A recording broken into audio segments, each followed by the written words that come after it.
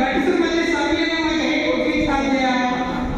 ಇಬ್ಬರ ಗಂಡಸರ ಮಧ್ಯೆ ಒಬ್ಬರು ಸ್ವಾಮಿ ಇದು ರೈತ ಇತಿಹಾಸ, ಇದು ಪೆರಿಯಾರ್ ಇತಿಹಾಸ, ಇದು ಬಾಬಾ ಸಾಹೇಬ್ ಇತಿಹಾಸ, ಇದು ಬಸವಣ್ಣನ ಇತಿಹಾಸ.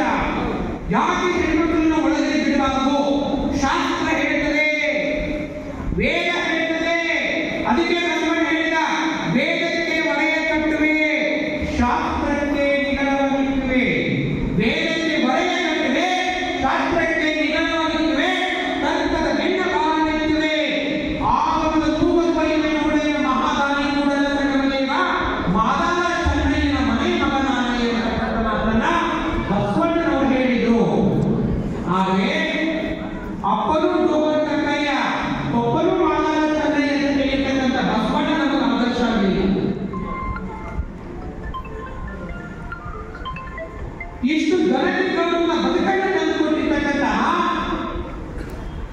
ಬಾಬಾ ಸಾಹೇಬ್ ಅಂಬೇಡ್ಕರ್ ಅವರು ಆದರ್ಶ ಆಗಲಿಲ್ಲ.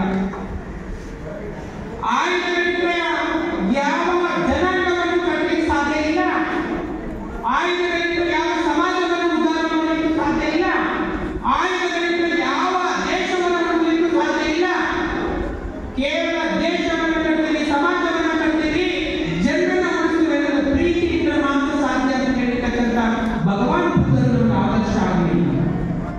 ನಮ್ಗೆ ಆದರ್ಶ ಆಗಿದ್ದು ಯಾರಂತಂದ್ರೆ ಕಲ್ಲು ಮಣ್ಣಿನ ದೇವರುಗಳು. ಕಲ್ಲು ಮಣ್ಣಿನ ದೇವರುಗಳು. ಎಷ್ಟು ಜನ ದೇವರ ಗುಡಿಗೆ ಹೋಗ್ತೀರಿ, ಎಷ್ಟು ಜನ ಜೀವನ ಹಾಕ್ತೀರಿ, ಹರಕೆ ಹೊತ್ಕೊಳ್ತೀರಿ. 12ನೇ ಶತಮಾನದಲ್ಲಿ ಪೆರಿಯಾರ್ ಅವರು ಹೇಳಿದ ಯಾವ ಶತಮಾನ? ಮೌಢ್ಯದ ಬಗ್ಗೆ